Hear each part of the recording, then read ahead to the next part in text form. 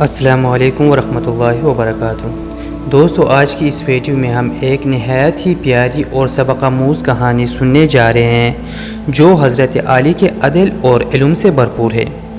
ایک مرتبہ ایک شخص حضرت علی کی خدمت میں حاضر ہوا اور کہنے لگا، یا علی، میرے پاس 2 مقدمے ہیں اور مجھے فیصلہ چاہیے۔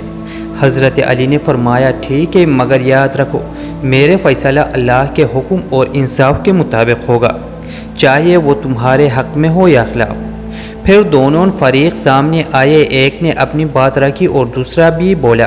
حضرت علی نے دونوں کو غور سے سنا اور بغیر کسی ڈر یا لالچ کے وہ فیصلہ دیا جو بالکل حق اور انصاف پر مبنی تھا۔